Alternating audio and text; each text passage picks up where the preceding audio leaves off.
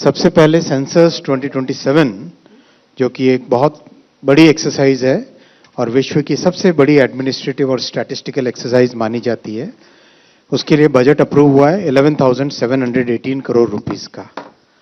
दूसरा, coal sector में यानी हमारी एनर्जी सिक्योरिटी के लिए बड़ा रिफॉर्म किया गया है कोल सेतु के माध्यम से।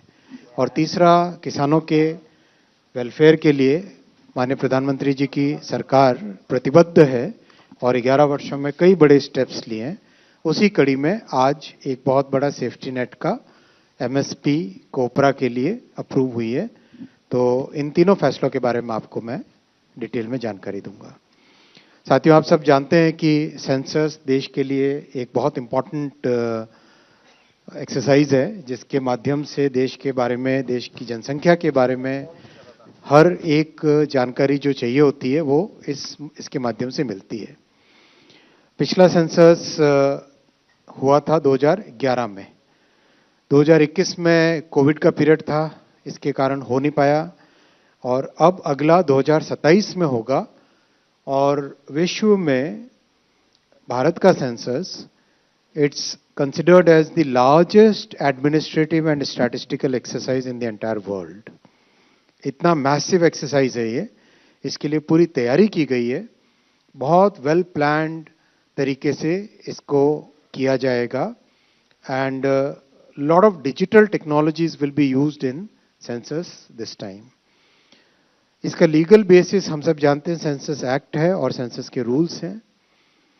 16 जून 2025 में गैजेट नोटिफिकेशन पब्लिश हुआ था सेंसस 2027 का। आज इसके लिए बजट अप्रूव हुआ है 11,718 करोड़ रुपीस का। सेंसस देश की जनसंख्या को एक पर्टिकुलर पॉइंट ऑफ टाइम में इन्यूमरेट करता है। What is the population, what is the characteristic of the population at a particular point of time. So that's why it's very important to have a reference date. Reference date रखी गई है 0 hours of 1st March 2027, यानी 28th February और 1st March की जो midnight है, वो midnight hour will be the reference date for reference hour for entire census. Snow bound areas के लिए इस रेफरेंस आवर को डिसाइड किया गया है 1 अक्टूबर के 0 hours को। 1 अक्टूबर 2026 के 0 hours को स्नो बाउंड एरियाज के लिए डिसाइड किया गया है। स्नो बाउंड एरियाज में अपने खुद के चैलेंजेस हैं, इसलिए ये डिफरेंशिएशन हमेशा रखा जाता है। सेंसस 2 फेजेस में होगा। There will be 2 phases of the census. Phase 1 which will be followed by phase 2। Phase 1 में housing enlisting and housing census, which means कहाँ पे घर है, कितने देश में घर है, घर के अंदर क्या फैसिलिटीज है, पानी, बिजली, कनेक्टिविटी, कहीं पे कोई व्हीकल है किसी के पास, वो सब चीजें हाउस इन्यूमरेशन, हाउस लिस्टिंग और हाउसिंग सेंसस के नाम से गिनी जाती। That becomes the reference for population enumeration. कितने घर है उससे रेफरेंस बनता है पॉपुलेशन इन्यूमरेशन का। So house listing and housing census will be done between April to September 2026 और इसमें राज्य सरकारों के साथ काम किया जाएगा। राज्य सरकार जिस महीने में कंफर्टेबल हो उस हिसाब से इसका डिसीजन लिया जाएगा। We believe in cooperative federalism। प्रधानमंत्री जी हमेशा कोऑपरेटिव फेडरलिज्म की बात करते हैं। कोऑपरेटिव फेडरलिज्म में उसके तहत even though it's A union subject, केंद्र सरकार और राज्य सरकार मिलकर जिन पर्टिकुलर डेज में हाउस लिस्टिंग और हाउसिंग सेंसस होगा, वो operation HLO house listing operation की डेट्स तय करेंगे।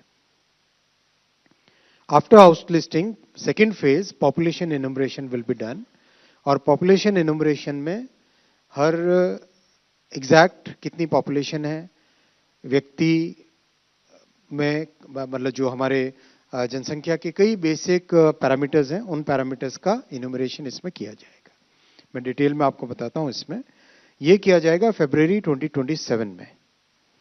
और स्नो बाउंड एरियाज के लिए सितंबर 2026 में किया जाएगा हाउस लिस्टिंग इनॉग्रेशन। फेज 1 जैसा आपको बताया, फेज 1 में फोकस रहेगा हाउस होल्ड्स के अंदर क्या एमिनिटीज हैं, हाउसिंग कंडीशन कैसी है, कच्चा घर है, पक्का घर है, घर में कितने रूम्स हैं, किस तरह से घर में कोई व्हीकल है, घर में इलेक्ट्रिसिटी कनेक्शन कैसा है, वो सब चीजें फर्स्ट फेज में की जाएगी। And that will be the base for phase 2, जिसमें बहुत इंपॉर्टेंट है demographic, socio cultural and economic parameters का इन्यूमरेशन किया जाएगा पूरी जनसंख्या का। Age, gender, educational status, religion, mother tongue, कौन सी लैंग्वेजेस बोलते हैं, डिसेबिलिटी है कोई, सोशल स्टेटस क्या है, and most importantly caste. Caste का इन्यूमरेशन भी इसमें सेंसस में होगा। माइग्रेशन हुआ है घर से, फर्टिलिटी, ऑक्यूपेशन, हर चीज का, हर बेसिक पैरामीटर का इसमें इन्यूमरेशन किया जाएगा। ये फरवरी 2027 के हिसाब से किया जाएगा, भारत के कानूनों के हिसाब से, भारत के संविधान की जो व्यवस्था है उसके हिसाब से किया जाएगा। रिविजनल राउंड इसका 1 से 5 मार्च। कभी कोई एरर रह जाता है तो somebody would like to make a case कि मेरा गलत मैंने कह दिया था, तो उसका एक रिविजनल राउंड होता है। स्नो बाउंड एरियाज में सितंबर 2026 में फेज 2 किया जाएगा। ये सेंसस अपने आप में एक अनूठा सेंसस होगा। This will be a very unique way of doing census, because देश में इन 11 वर्षों में एक डिजिटल क्रांति आई है। Digital technologies are part of our life today. हर एक व्यक्ति के जीवन में डिजिटल टेक्नोलॉजीज का आज उपयोग है, चाहे पेमेंट हो, चाहे डिजी लॉकर हो, हर तरीके से डिजिटल व्यवस्थाओं का देश में उपयोग हो रहा है। This will become the first ever digital census. First ever digital census में मैसिव एक्सरसाइज की गई है, और सबसे बड़ी बात है कि पर्सनल डेटा प्रोटेक्शन का जो कानून बना है, DPDP, digital personal data protection act, उसके तहत जितने प्रोटेक्शंस और जो राइट्स सिटीजन्स को दी गई है, उनका इसमें ध्यान रखा गया है। बहुत इंपॉर्टेंट है ये फैक्टर, उनका ध्यान रख के सेंसस को कंप्लीट इसका डिजिटल डिजाइन किया गया है। Census monitoring and management system का एक प्रॉपर पोर्टल होगा, विच will be available on the mobile phone also, क्योंकि इसमें सेल्फ इन्यूमरेशन की भी व्यवस्था है। जियो टैगिंग, हाउस लिस्टिंग के लिए, डिमार्केशन के लिए प्रॉपर लैंडमार्क का नोटिफिकेशन, लैंडमार्क को डिजिटली मेजर करना बहुत ही एक प्रॉपर वे में किया जाएगा, और बहुत अच्छे स्ट्रॉन्ग रोबस्ट सिक्योरिटी फीचर्स, जैसा आपको बताया, digital personal data protection act के तहत इसमें किए जाएंगे। और कास्ट इन्यूमरेशन का already cabinet committee on political affairs ने कुछ महीनों पहले इसका फैसला लिया था, आप सबकी जानकारी में है। ये सेल्फ इन्यूमरेशन का भी एक ऑप्शन रहेगा। पोर्टल के थ्रू सेल्फ इन्यूमरेशन का भी इसमें ऑप्शन रहेगा। मोस्ट इंपॉर्टेंट, सेंसस का डेटा कई तरह की प्लानिंग में काम में आता है, तो इस पूरी प्लानिंग एक्सरसाइज में सेंसस एज अ सर्विस किसी भी डिपार्टमेंट को, किसी भी स्टेट गवर्नमेंट को जो अपनी प्लानिंग के लिए, योजनाएं बनाने के लिए, स्कीम्स के लिए, और एक फ्यूचर की रोड मैप बनाने के लिए जो इन्फॉर्मेशन चाहिए होती है, वो सारी information census organisation will be able to give census as a service because of the way it is done digitally. ये डिजिटल सेंसस का एक बहुत बड़ा एडवांटेज होगा, बिकॉज कई वर्षों तक इसका बेनिफिट मिलता रहे, वो फैसिलिटी इसमें अवेलेबल होगी। करीब 30 लाख फील्ड फंक्शनरीज इसमें काम करेंगे, which means about 1 crore human days का इसमें एम्प्लॉयमेंट जनरेट होगा। और बहुत मैसिव एक्सरसाइज है, अवेयरनेस क्रिएट की जाएगी, लास्ट माइल एंगेजमेंट, कैसे फील्ड ऑपरेशंस में स्टेट गवर्नमेंट के साथ मिलकर इन्यूमरेटर्स को हमें रिक्रूट करना है, वो सब चीजें इसमें सेंसस में की जाएगी।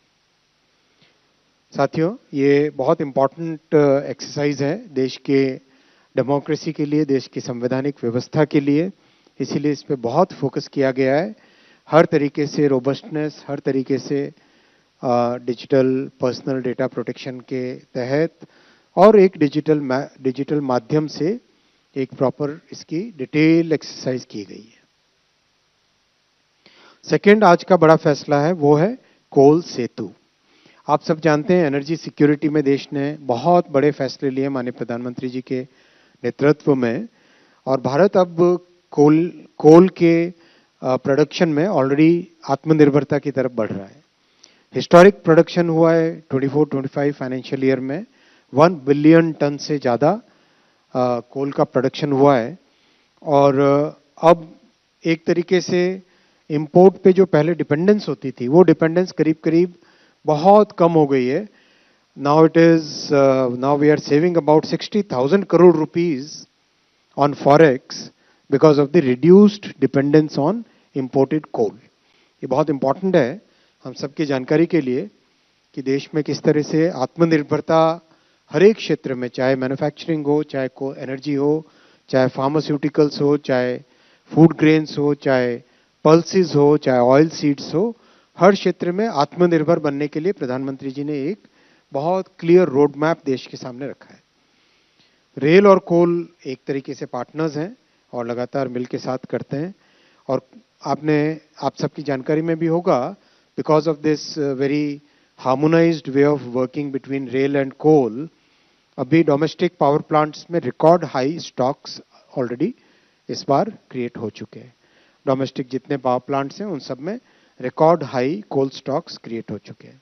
ये बहुत अच्छा ग्राफिकल वे है दिखाने का कि किस तरह से हमारे टोटल कंजम्पशन का percentage of imports as a percentage of total consumption लगातार कंसिस्टेंटली रिड्यूस होके 26% से 19% पे आ गया है। ये बहुत सिग्निफिकेंट है। This shows number one how the quality of coal is improving, and second it shows consistently production, transportation और कोल का जो देश में रिक्वायरमेंट है, that requirement we are meeting ourselves through Aatmanirbhar Bharat policies of honourable prime minister Shri Narendra Modi ji. बहुत बड़ा reform 2016 में किया गया था। 2016 में कोल सेतु के नाम से, SETU means seamless efficient and transparent utilization of coal, इसके माध्यम से जो नॉन पावर सेक्टर्स हैं, स्टील हो गया, एल्यूमिनियम हो गया, स्पॉन्ज हो गया, सीमेंट हो गया, इन सब सेक्टर्स के लिए जो कोल का रिक्वायरमेंट होता है उसको एक बहुत ही ट्रांसपेरेंट मेथड से ऑक्शन करने की व्यवस्था लाई गई थी 2016 में कोल सेतु के माध्यम से। अब उसमें एक सेकेंड बड़ा रिफॉर्म किया गया, आज कैबिनेट में अप्रूव हुआ है। अब इसमें irrespective of the end use, any user can participate in the coal Setu window. And use क्या है, उस पे बाइंड न करते हुए कोई भी व्यक्ति, ऑफ कोर्स ट्रेडर्स का पार्टिसिपेशन इसमें अलाउड नहीं है, जो भी यूज करने के लिए करना चाहे, चाहे वॉशिंग के लिए हो, स्टील के लिए हो, एल्यूमिनियम के लिए हो, एंड यूज किस प्लांट में होगा वो रिस्ट्रिक्शन हटा दिया गया है। और एक बहुत फ्री, फ्लेक्सिबल, बहुत ही अच्छी पॉलिसी आज अप्रूव हुई है। और बड़ी बात यह है कि अब कोल के एक्सपोर्ट को भी प्रमोट किया जा रहा है। अपना प्रोडक्शन इतना हो गया है अभी कि now we can start looking at exports, इसलिए कोल के एक्सपोर्ट्स का आज पॉलिसी में फैसला लिया गया है। इससे बहुत बड़ी फ्लेक्सिबिलिटी आएगी इंडस्ट्री में। जिस तरह से इंडस्ट्री का ग्रोथ हो रहा है, उस ग्रोथ में ये रिफॉर्म बहुत एक बड़ा रोल प्ले करेगा। कोकिंग कोल, जो कि स्टील के लिए एक पर्टिकुलर वैरायटी होती है स्टील के मैन्युफैक्चर में, उसका इस विंडो में नहीं है। और वॉशरीज के लिए एक बहुत ही, वॉशरी से कोल की क्वालिटी सिग्निफिकेंटली इंप्रूव हो जाती है। कोल में ऐश भी होती है, उस ऐश को रिमूव करने का मेथड होता है, वॉशिंग का एक मेथड होता है। तो वॉशिंग के जरिए से कोल की क्वालिटी को इंक्रीज करने का, इंप्रूव करने का भी इस स्कीम में, आज के रिफॉर्म में लिया गया है एक बड़ा फैसला। ओवरऑल देश की एनर्जी सिक्योरिटी इस फैसले से बढ़ेगी और जो इंडस्ट्रियल आत्मनिर्भरता है वो भी इससे सिग्निफिकेंटली इंप्रूव होगी, क्योंकि इंडस्ट्रीज को फ्लेक्सिबल कोल सप्लाई मिलने से they will be able to plan their expansion in a very proper methodical way. आज का तीसरा बड़ा फैसला लिया है कोपरा के एमएसपी का। आप सब जानते हैं प्रधानमंत्री जी ने 2014 में जिम्मेदारी लेने के बाद से लगातार किसानों के लिए बड़े फैसले लिए हैं और एमएसपी को 50% ओवर द कॉस्ट, वो एक क्लियर प्रिंसिपल लेके चले हैं जो कि कई वर्षों से डिमांड थी और 2014 से पहले की सरकारों ने कभी इस पे कमिटमेंट नहीं दिया था। वो कमिटमेंट माननीय प्रधानमंत्री श्री नरेंद्र मोदी जी ने दिया और उस कमिटमेंट के कारण किसानों में एक सिग्निफिकेंट, उनकी लाइफ में सिग्निफिकेंट इंप्रूवमेंट आया है। बड़ी मात्रा में करीब करीब 21 लाख करोड़ रुपए से ज़्यादा का एमएसपी का अमाउंट किसानों के अकाउंट्स में पहुंचा है और डिजिटल टेक्नोलॉजीज का भी यूज हुआ है जगह जगह। तो एक बहुत बड़ा ओवरऑल एक ओवर आर्चिंग बेनिफिट किसानों को प्रधानमंत्री जी के पॉलिसीज के कारण मिला है।